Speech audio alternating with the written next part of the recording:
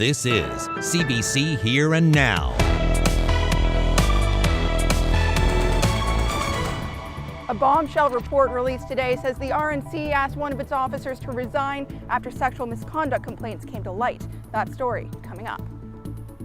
Rethink your drink, says the provincial government. Just weeks before the introduction of the new sugar tax, it launched a healthy drink campaign today. That's just ahead. Good evening and welcome to Here and Now. I'm Carolyn Stokes. Fires in central Newfoundland are starting to stabilize, and the Premier says evacuated hospital patients are being brought back. Starting to repatriate patients into central health facilities, and we know that that's going to cause stress and anxiety in the community. But this is not a decision taken lightly. This is one that's done with the best evidence available, and all experts at this point in time think that there is no immediate smoke threat to the people of Grand Falls, Windsor. Well, it was good news today. The Premier says the fires are no longer raging. They've reduced significantly, but conditions can change, and he wants people to remain on alert. Today's favorable weather means crews are now able to fight fires on the ground. Right now we have 16 additional people coming tomorrow to be on the fire line, and we anticipate we would probably be moving to additional folks, perhaps from out of province, in the weeks to come. Days. And the Bay to Spare Highway remains open for now. The Department of Transportation says that's something that will be reassessed each day. Drivers are being warned not to stop while on the highway and to be cautious. We now go to our Heather Gillis in Grand Falls, Windsor. While no evacuation order came for residents of Grand Falls, Windsor and surrounding area, one man, Dana Williams, says he knows what it's like to leave his home in short order. Williams lives in Pine Camps. That's off the Bay to Spare Highway. It's cottage country, and he lives down there on a homestead. He says on Saturday the police knocked on his door and told his wife that they had to pack up and get ready to go because of the forest fires. Williams calls that an ordeal because they have chickens on their property, so they had to get those birds ready, and then they had to go through their home and grab their essentials. Obviously, your important things, photos of the family, heirlooms, different things, my dad's weather glass and different things like that. We just went through whatever was important. The rest of it is just stuff. Take my instruments and my guns and stuff like that, my wife's stuff that she wanted, and we just took everything and got out. It's been a beautiful 24 hours here in Grand Falls, Windsor. You wouldn't know that forest fires are burning about 25 kilometers from the community. You could smell some smoke here early this morning around 6 in the morning, but the smoke forecast from Environment Canada turns out to not have been intense as expected. It does feel calm here in the community right now, although some people did feel anxious. Many residents have their go bags ready to go. They have things like cash, prescription medication, clothing, all packed and ready to go in case an evacuation order did come. The provincial government did not issue one last night or today. Meanwhile, Williams says that this evacuation from his home feels like deja vu. It's because he was in Fort McMurray in 2016 during those fires. You go in survival mode. You just got to go. You got to get things out. After that's done, it's like your brain is just scrambling and you don't know, like, okay, how long are we going to be out? What are we going to do? You only got so much clothes. And then you got to figure out where you're going to be living and eating and all this stuff. Meanwhile, Williams is staying with family in Botwood, but he says he's going to the Bay to Spare Highway every day to check the road to see if he can make it back to his home in Pine Camp. He says so far there is no damage to his property that he is aware of, and he has no date yet to return to his home because the situation with this fire is ever-changing. Heather Gillis, CBC News, Grand Falls, Windsor. Well, these fires are bringing back memories for many of Fort McMurray in Alberta and of the 1986 forest fires in central Newfoundland. So how do these summer forest fires compare? We'll take a look. That's ahead in about 20 minutes on Here and Now. In other news, a report today says an unnamed RNC officer resigned over sexual misconduct complaints against him. But as Here and Now's Malone Mullen reports, the province's police watchdog believes the man should have been criminally investigated. Downtown St. John's, the main location for new allegations coming to light against one, possibly two, RNC officers. In a report released today, the province's Serious Incident Response Team says this is where a disturbing pattern emerged. Allegations that at least one officer picked up a woman and solicited sex while driving her home. In another complaint, a woman said an officer kissed her and tried to put his hand up her skirt. Others were secondhand, complaints from unidentified civilians approaching police officers, calling the accused cop a predator. Mike King is the director of CERT. He said he's been investigating these allegations for a year, ever since former Chief Joe Bolin notified him of the complaints that came to light in 2017. King says 5 of the 6 separate complaints referred to inappropriate behavior, although nothing criminal. But one complaint he believes should have resulted in a criminal investigation. Instead, that officer agreed to resign, handing over his badge and dodging a legal probe. The report comes as 8 women prepare to sue the province, alleging serious sexual assaults by RNC officers. Those women came forward last summer, compelled to speak out after Doug Snellgrove's conviction. King is now asking the public for more help. He says this case isn't closed, but for the moment, he's exhausted all of his leads. Malone Mullen, CBC News, St. John's. As Malone mentioned there, CERT is asking anyone who has been involved in or has information about a sexual offense involving a current or retired police officer in the St. John's area to contact CERT NL as soon as possible. We have the information there up on your screen. CBC reached out to the RNC for comment but have not heard back yet.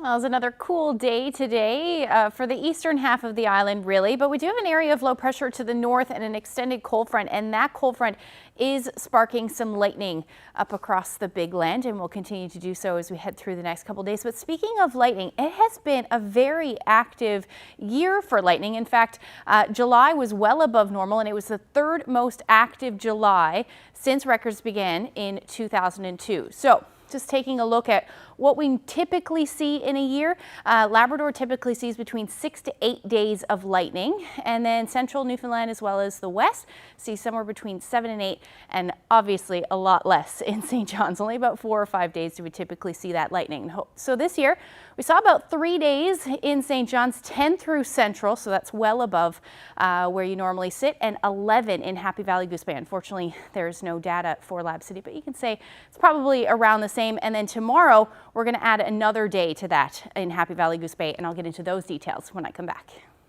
Thanks, Ashley. Well, there are signs that a deadly avian flu is spreading to more bird populations in our province. The H5N1 virus has already killed hundreds of birds near Cape St. Mary's. That virus has been found in dead birds in multiple provinces, and now there are signs the disease is spreading north. Seabird biologist Bill Montevecchi has just sampled dead gannets and murres near Musgrave Harbour. Official confirmation isn't in yet, but he does suspect that same disease is to blame. When there are tragedies that, are beyond our control, which this one is, unless somebody figures out some miraculous way to intervene, you can't. The only one thing you can do is you can bear witness, and that means you keep records and you collect information and you put it on social media and you report it to government agencies that are collecting it, and that will allow us, in retrospect, to at least understand the scope of it and how it moved about. The provincial government launched an awareness campaign aimed at helping people make healthier choices. It comes just 3 weeks ahead of the new sugary drink tax. Here and Now's Henrika Wilhelm reports. Rethink your drink. That's the name of a new campaign that government is hoping the public will swallow in an effort to raise awareness of how much sugar is in drinks. We hope it will stick in people's mind when they reach for a beverage. We hope that you'll stop and ask yourself, is this really the healthiest choice you can make? Starting tomorrow, the logo will appear on posters and online with a QR code in one of the drink's ice cubes. When scanned, it provides information about healthy drink choices and the sugar tax, which will come into effect on September 1st. Reducing our sugar consumption allows us to be able to tackle some of the complex metabolic disorders and disease and obesity challenges that we have here at home. The sugar-sweetened beverage tax, as it is officially called, will apply to 2 drink categories. Ready-to-consume drinks will see a tax of 20 cents per liter. That includes soft drinks, some iced teas, sports and energy drinks, and dispensed drinks such as soda, fountain drinks, slush drinks, and fruit juices. Concentrated drink mixtures such as frozen concentrated juices or flavored powders will also have 20 cents per liter added, if the manufacturer gives direction how to prepare the drink. For concentrated drinks without directions, the tax will be 80 cents per liter for frozen concentrated juices, $2 per kilo for flavored powders, and $1.20 per liter for syrups. No tax will be added to diet drinks, 100% natural juices, alcoholic drinks, or milk, including chocolate milk. Government estimates the tax will bring in about $9 million annually. The money will benefit initiatives such as the school lunch program. This new revenue source for us is actually a big game changer. We will receive approximately $500,000 from the provincial government. Historically, the provincial government's contribution to our organization was around $125,000, so it's a $500,000 increase, which is significant. Poverty advocates and the opposition say the tax is discriminatory. There's lots of choice out there. There's different types of pop, lower sugars, lower sugared pops. There's milk that you can drink. There's water that you can have. The introduction of the tax was delayed from April to September to give the industry time to prepare for the change. The tax is part of the province's plan to become one of the healthiest provinces in the country by 2030. Henrike Wilhelm, CBC News, St. John's. An indoor playground in Labrador City received $20,000 to upgrade its sensory room to therapy-grade equipment. Now, this means that children with different sensory needs can enjoy the new activities in the room. Video producer Daryl Din brings us inside this unique space. This is what we call our harp room. We have a group of families that generously donated money in the initial stages of the harp room when the kids club was first opened. It's always been a sensory room with the intention of providing a safe, calming space to be inclusive for all children to access the indoor playground and to have a quiet, calming space where they can come and socialize and play. Even before they did the renovations, when I heard that they were doing a sensory type room, I was so excited. Having a autistic child who is very sensory seeking and has different sensory needs, it's amazing that there's a room here especially designed to accommodate children like Charles. When the indoor playground gets overstimulating, because it can get loud, it can get busy. This provides those individuals with differing sensory needs a space where they can come. It's quiet. It's my turn. It's the same sort of thing. There's some fine motor skill development, sensory development through sounds, colors, tactile textures. We have our micro LED light display. And so this is really fun. Kids can interact with the lights. They can go inside the waterfall or they can kind of come outside of it. Some kids like to gather the lights up and look at them. And then I think our most popular corner would be the corner with our bubble tube. And we have that surrounded by 2 mirrors. And the purpose there is for kids to interact with themselves in the mirrors. All the things in here are evidence-based. It's nice knowing that it's not just random things that they put in here, that it's known to have positive benefits for those type of kids who need the sensory stimulation. So it provides a safe place for children to explore different lights, colors, textures, sounds. Yeah, this room is really inclusive for all children. Well, staying with inclusivity, a new inclusive playground is set to open in the Mundy Pond part of St. John's tomorrow.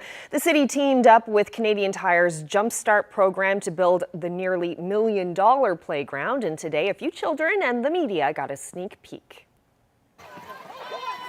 So it is my incredible pleasure to welcome you to the opening event of the Jumpstart Inclusive Playground at Mundy Pond Park. The playground will be officially open to the public to enjoy starting tomorrow. This playground is part of our Inclusive Play project, which is a 5-year fundraising commitment from Canadian Tire Corporation to make play accessible for kids of all abilities. It's a space where members of the community can gather and play outdoors side by side. This was just what we needed here in St. John's, and that partnership with Canadian Tire is just fantastic. And I want to thank you for your support and the work that you're doing across the country. This is the 10th such playground to open in the country, and I can tell you that this will be a hit with the children and the adults in St. John's. At over 11,000 square feet, this is the largest inclusive play space in St. John's. Playground will allow more people to enjoy Mundy Pond Park by giving kids of all abilities the opportunity to play outside together side by side. This playground is thoroughly designed to accommodate physical, cognitive, and sensory disabilities. Now with the opening of this new playground, it's great to see residents have more opportunities to connect with one another, fostering a stronger and more inclusive and healthier community.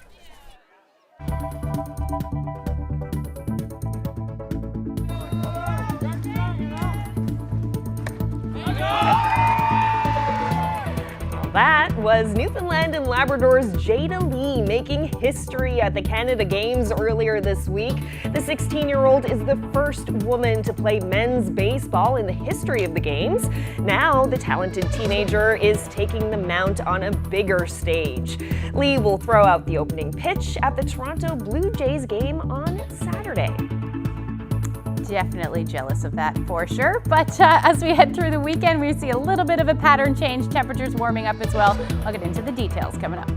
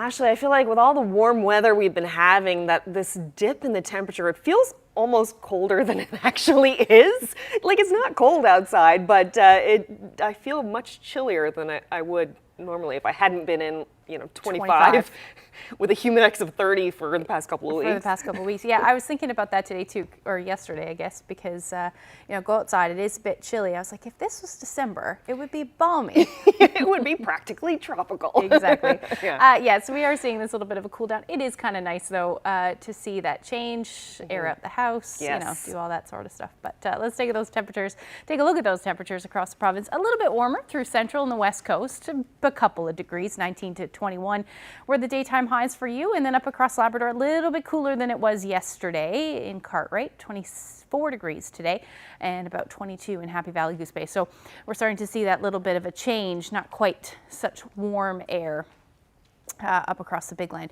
Taking a look at the current temperatures right now, you're not really moved too much. A little bit of humidity in the air as well, but overall fairly comfortable. 23 is what it's feeling like in Corner Brook, same thing in Deer Lake, and then a bit of humidity in the air for the east, but with those temperatures, it is feeling a bit chilly.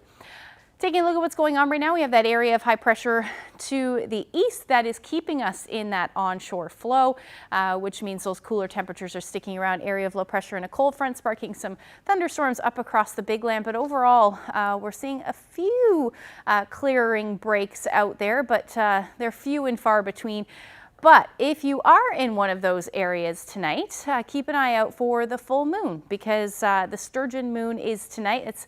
The reason why it's called the sturgeon moon is because this is when they're most readily caught in the summer, or around this time, this part of the summer. So the other thing with this moon tonight, it is the last super moon of the year, and that just means it will appear bigger and brighter than it normally does. And the moon will start rising about 8:30 tonight.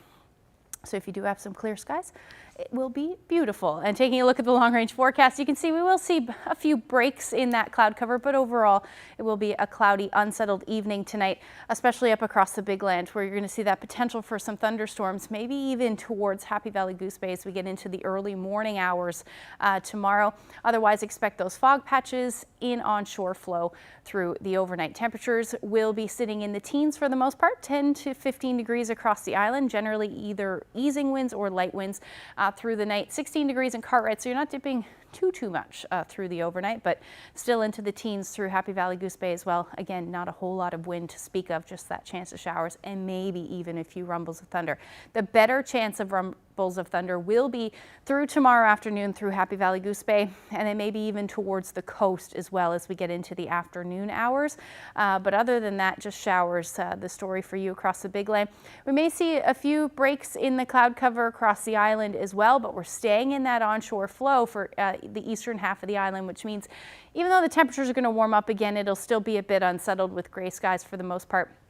Maybe even a few showers in the mix, certainly through central. We'll see that as the evening rolls through, and then into the early morning hours, we may see some more showers in the mix for the eastern half of the island into the evening hours and overnight into Saturday morning. Temperatures tomorrow, a bit warmer than they have been, about 19 degrees in St. John's. We're going to start to see that humidity return, though, as the weekend moves in, but those winds will be out of the southeast around 15 to 20 kilometers per hour. I do think we'll see some peaks of sun in the mix at times, particularly through the end of the day, but still looking not too bad. 22 degrees in Clarenville, same thing for Bonavista. As we head through central Newfoundland, you're looking at your temperatures into the low 20s, 23, 24 degrees. Harbour Breton still around 20 degrees. You're in that onshore flow, so it's a potential for some drizzle and fog patches, particularly near the coast, but that's still possible. Southwesterlies for you along the west coast as well, about 15 to 20 kilometers per hour. Temperatures a bit warmer even still, 24 to 25 degrees cooler along the south coast. And northern peninsula, you're going to stay in the teens tomorrow. Chance of a few showers. Again, a few peaks of sun as well, but overall an unsettled day. Cartwright dropping down a little bit tomorrow, 20 degrees, but that chance of showers will roll through. And then for Happy Valley Goose Bay, like I said, that risk of thunderstorms even through Lab West Churchill Falls. 19 degrees will be your afternoon high for tomorrow. Now, as we head through the weekend, another system rolls through on Saturday, which is going to keep things a bit unsettled for the eastern half of the island, and I will break all of that down for you when I come back.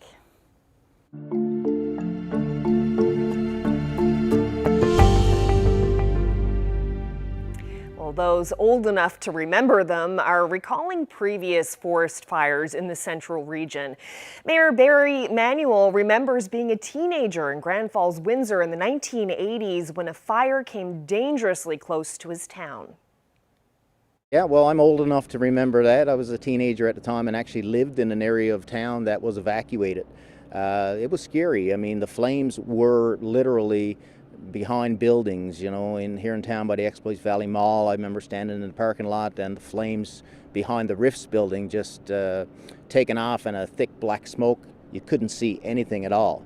So, you know, it is a reminder to everybody, and it takes us back, some of us. I'm glad the destruction wasn't as bad as it could have been at the time, but certainly it brings back memories of that fire.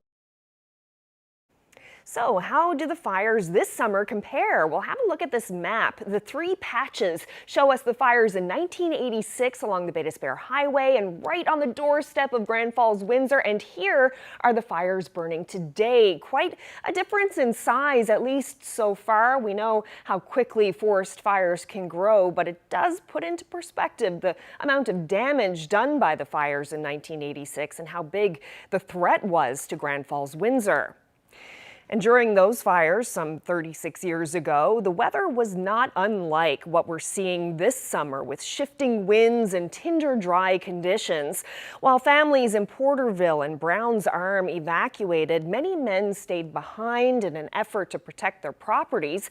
We dug into the Here and Now archives for a look back at what happened during the fires of 1986. The fires have swept through 700 square kilometers of forest in central Newfoundland. There are 7 fires burning out of control. Today, the clouds promised rain but didn't deliver, and the winds didn't let up. The place most in danger, the smoke-filled towns of Porterville and Browns Arm. Early this morning, winds forced the fires within 1 kilometer of these communities, and they had to be evacuated. Okay, everybody in Porterville, Brian and McNeil said, have been notified to leave. About 600 people live here. Women and children packed up and left, along with the family pets. No, I can't leave her behind. It's too pretty. The men stayed behind to help protect their homes. I don't know how successful we're going to be, according to the RCMP that's coming in on both sides. Firefighters worked around the clock. And at first light this morning, water bombers were back in the air. By this afternoon, 40-kilometer-per-hour winds drove the fire closer and closer to these homes, and all energies were devoted to saving them. Situation, I would say, is bad. The wind is now, it seems like the wind is picking up more and more all the time. It's just jumping from place to place, and you don't know where to go or where to hit. You know, you're just sitting and waiting until something happens, and then try to do your best. The flames came within 30 meters of Wallace Froude's property. I got a theory. That I learned from some of my ancestors. Keep a stiff upper lip, things is bound to get worse. For a few hours, the nearby town of Lewisport was put on evacuation alert, and because of the smoke, the senior citizens' home was evacuated. Police and forestry officials say they don't know yet who or what started these fires. In fact, they haven't had time to start an investigation. They say they've been too busy fighting fires and saving lives. Catherine Wright, CBC News, Browns Arm, Newfoundland.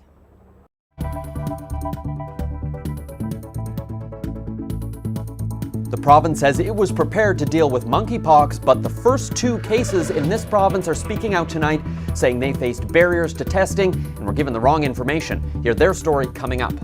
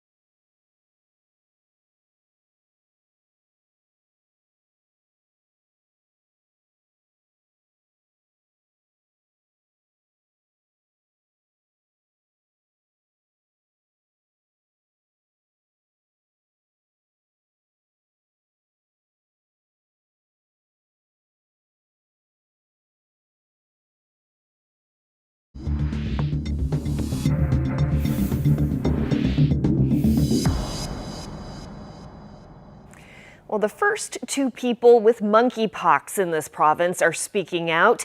They say the healthcare system wasn't prepared and misinformation delayed their testing. Here Now's Peter Cowan spoke with both of them about their experience and why they feel there was discrimination. So Peter, walk me through what happened. Well, Carolyn, both men have very similar stories. They traveled to pride events outside of the province. When they came back, they didn't feel well.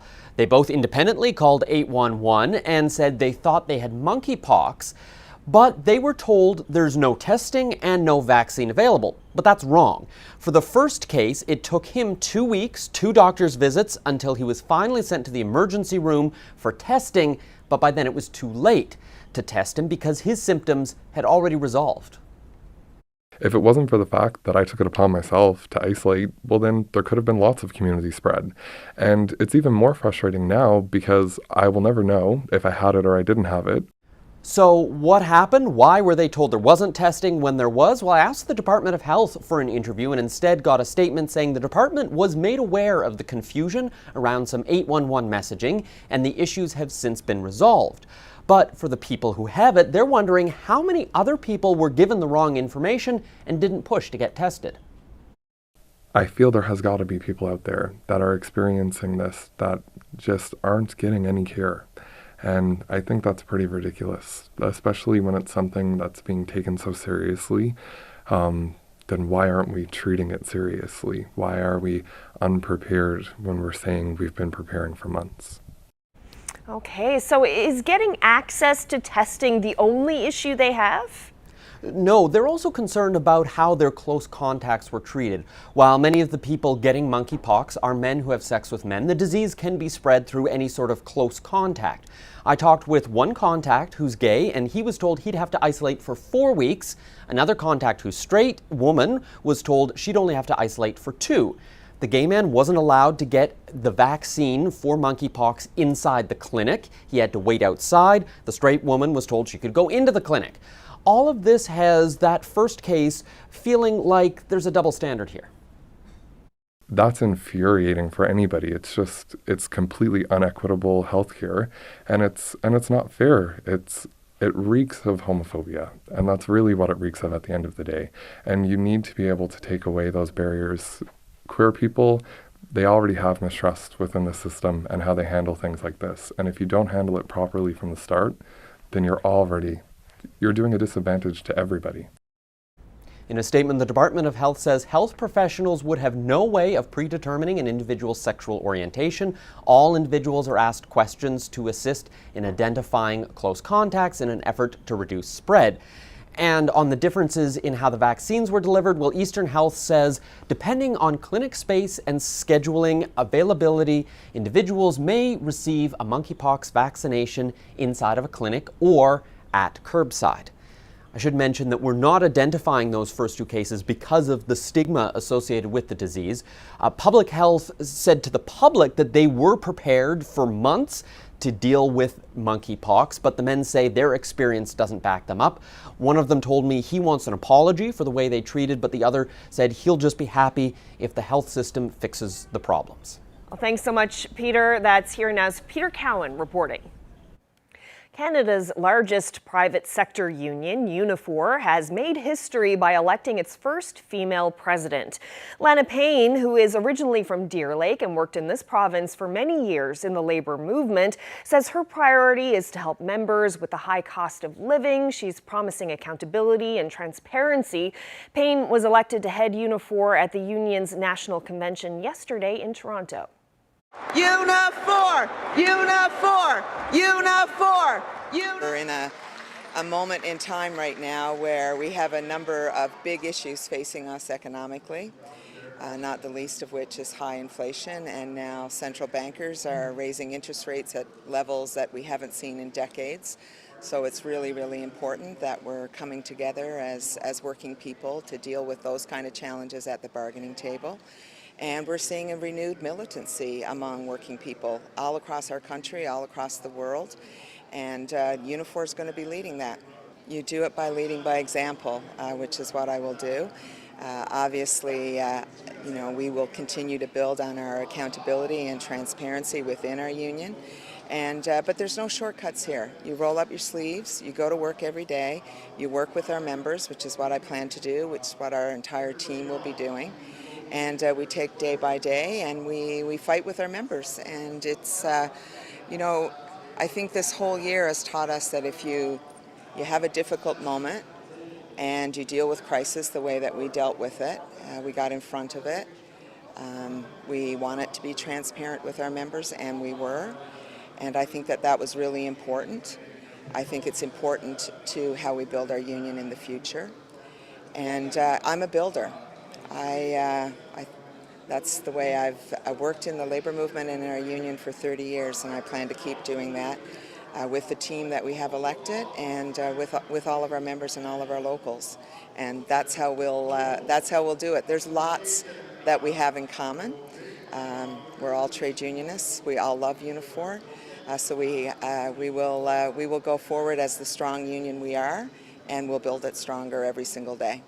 Well, I think it's important that as a union that represents 315,000 workers in 20-plus sectors of the economy, that we've got to be talking, obviously, to politicians on a regular basis. A lot of the decisions that are made by governments, whether it's the federal government or provincial governments across the country, have an impact on working people, whether it's their workplaces, whether it's their quality of life, whether it's the kind of health care they get.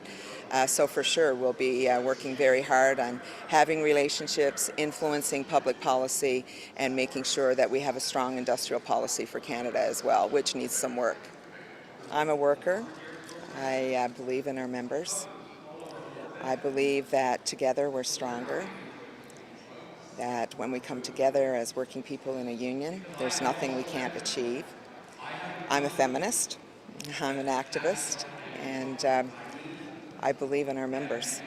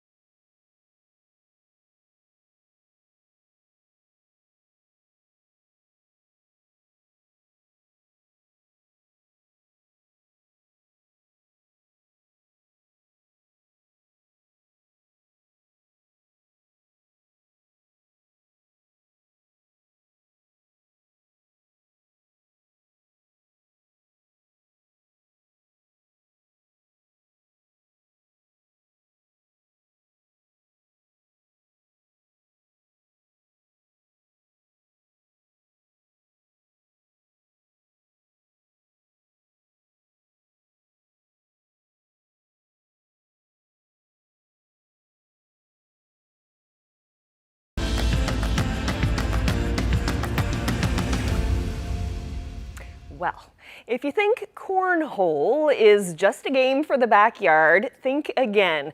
Dion Kuzi of St. John's just became the province's first professional player by winning a contract with the American Cornhole League. As you're about to see, Kuzi is playing the game on a whole different level. He showed CBC's Chrissy Holmes how to toss like a boss. Okay, so bag down, draw back, and get the height. Okay. There you go!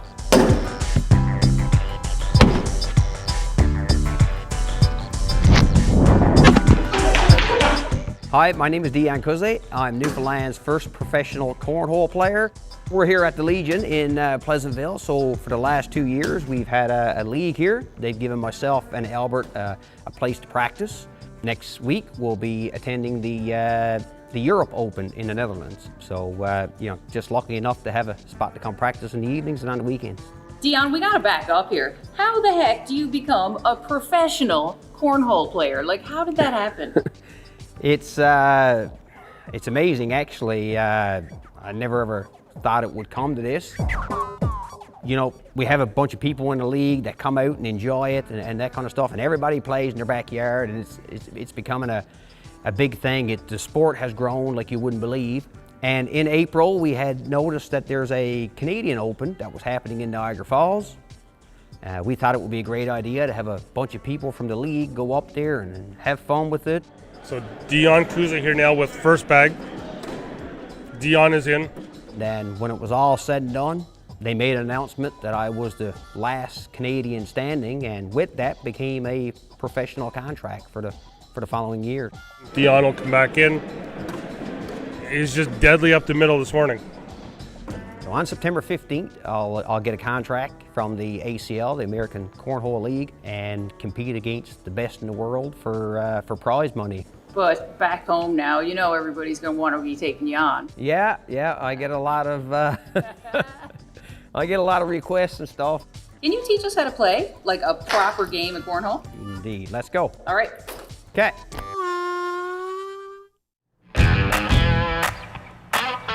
It's 27 feet. Okay. From the front of the board to the front of the board.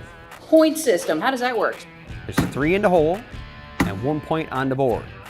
And then I hold it down, draw back, and when you come up, release so that your hand is flat. All right, okay, I'm gonna send it here now. Yeah.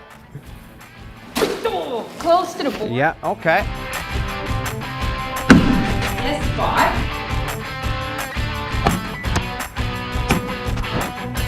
Come on, boy, Dion, give me the real pro tips now. Okay, so you want to play in your backyard? That's Yeah. the thing. So the key to winning in your backyard is you want to razz people up Yeah. while they're shooting. It's not good etiquette when you're at a pro level, Yeah. but if you shoot, Yeah. I'll just show you what I mean. All right. Okay, come on now, Chrissy, let's see you shoot now. You think you're good.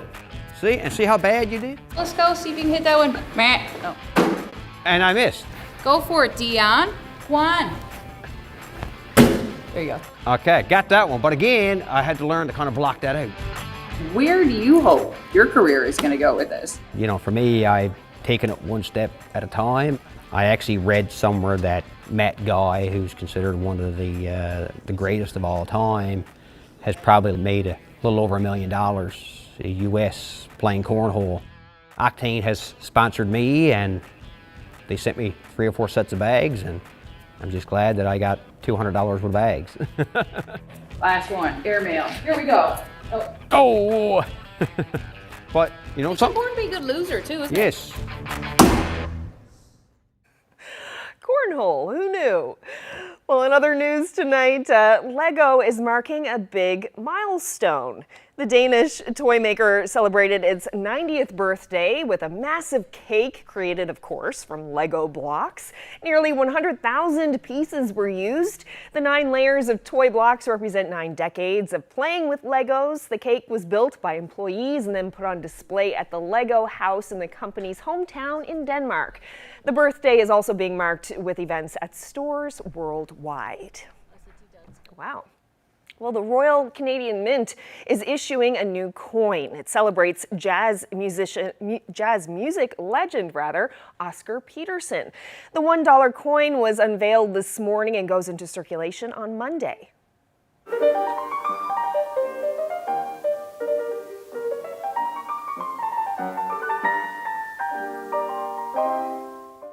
Pianist and composer Thompson Egbo performed a tribute to Peterson. The ceremony was attended by Peterson's widow, his son and daughter, and Finance Minister Chrystia Freeland. Born in Montreal in 1925, Peterson is widely regarded as one of the foremost jazz pianists of his generation. His career spanned 60 years, and he won numerous Juno and Grammy Awards. Peterson was inducted into the Canadian Music Hall of Fame. He died of kidney failure in 2007 at the age of 82.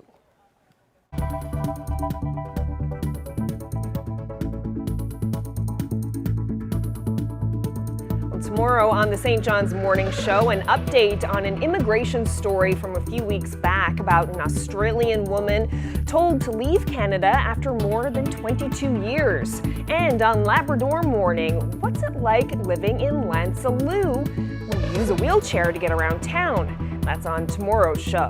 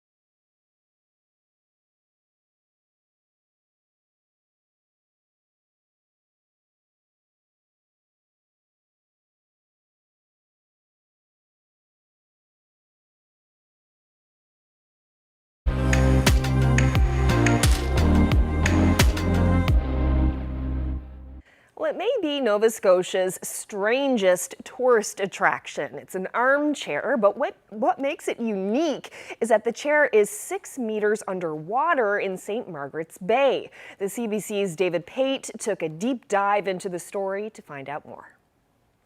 It's an unexpected ocean sight, a miniature armchair standing on the sandy ocean bottom. The chair, about a metre high, is the work of artist Barbara Ann McIntosh. She created it from a single block of limestone. And I had to take off a lot of stone because it started off as a large cube. When she left the province after graduating from NASCAD, McIntosh knew she couldn't take the heavy chair back home to Alberta. And then it occurred to me that the freediving club might be able to sink it for me. The club was delighted. When I heard about the chair, I was pretty thrilled to know that something along the lines of this type of artwork was coming to Nova Scotia. I've only ever seen it abroad before. And this is where the dive club decided to sink the armchair. This is Paddy's Head on St. Margaret's Bay, and the armchair is right out there in about 6 meters of water. Sinking the chair was a big task. It weighs about 80 pounds and took 4 divers and a flotation bag to get it into place. Lapointe hopes it's the start of something big. I would love to see this lead to a larger sculpture park, more artificial reef with intrigue and mystery and artistic flair. So I hope that we do end up having a full-on sculpture park here in Nova Scotia for divers. McIntosh is thrilled. Her little chair is attracting so much attention. And it feels like a little piece of me is still in Halifax. So that makes me really happy. For now, the chair sits by itself, visited by fish and the occasional diver who's figured out how to find it. David Pate, CBC News, St. Margaret's Bay. Well, before we bring in Ashley for the forecast, an extreme heat warning has come into effect in parts of the UK today for the next 4 days. The Amber Alert is the second most severe level. Temperatures are expected to hit the upper 30s in some areas. Try and stay inside as much as possible, not get sunburned, use sunscreen, all the guidelines that they recommend. Health warnings have been issued for most of south and central England, and parts of the country are seeing extremely dry conditions. Soaring temperatures have triggered the highest alert for fires into the weekend. Officials are warning that there's an exceptional risk of wildfires spreading in parts of Britain. The latest sweltering weather comes after last month's record-breaking heat wave when the mercury topped 40 degrees Celsius for the first time ever.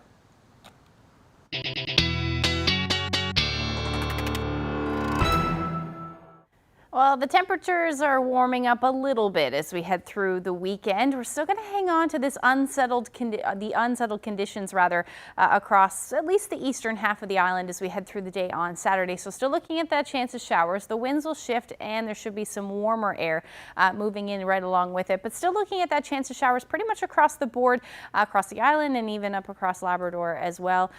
Through the evening hours, things will start to settle down a little bit and we should actually see some clearing up across the big land as well. So temperatures for your Saturday looking pretty nice for you through Happy Valley Goose Bay, 23 degrees, 21 in Cartwright as the afternoon high. And then again, we're looking at the temperatures into the 20s, but the humidity is going to return in a big way through the day on Saturday. So if you like that, you'll certainly like the forecast. 24 degrees in St. John's, and again, with that chance of showers sticking around, likely a bit more sunshine as you head towards central and the west coast. Taking a look at overnight into Sunday morning, more showers moving back in. This does look like this is where we'll see the most rain through the day. This is certainly good news. We do need this rain through central for sure, and that will continue to work its way a little bit further north for southeastern portions of Labrador, central Labrador as we get into the evening hours on Sunday, and temperatures again staying quite mild, around 25 degrees for St. John's, between 20 and 24 for the rest of central and the west coast, a little cooler for the northern peninsula. And then temperatures across Labrador, nicest weather will be Nain, around 20 degrees through the day on Sunday. Now taking a look at the long-range forecast, temperatures will stay in the 20s, but it will be unsettled. So still looking at that chance of showers right through Monday. By Tuesday, looking like we should see a mix of sun and cloud, temperature around 23 degrees, overnight lows dipping into the teens. And then for central Newfoundland, some showers for Sunday. Otherwise, pretty nice start to next week, 23, 24 degrees, and then a few showers expected for western Newfoundland as well, with your temperature around 24 degrees, 25 on Tuesday. Now for eastern Labrador, after those showers on Monday, Tuesday looks nice, lots of sunshine and 22 degrees. And then for western Labrador, again, some showers possible on Sunday, but Monday and Tuesday at this point looking beautiful. Another beautiful shot. Some clouds there on the horizon. This is just before a storm. That's Fox Island in the background. And Stephen shared this shot from Port Rexton. So thank you so much for that. And if you have any weather photos you'd like to share with us, send them to my Facebook page, Twitter, or email them to nophotos@cbc.ca. Oh, that's great. So is that like a fog bank? I don't know. I can't tell if it's just clouds really far on the horizon or if it's a fog bank, but either way, it's beautiful. It's a great shot. All right, well, that's it for us on this Thursday evening. Tomorrow is Friday. Tomorrow's Friday. Yeah, then it's Saturday, then it's Sunday. I won't do that again. That's it for us tonight. Thanks for joining us, everyone. Good night.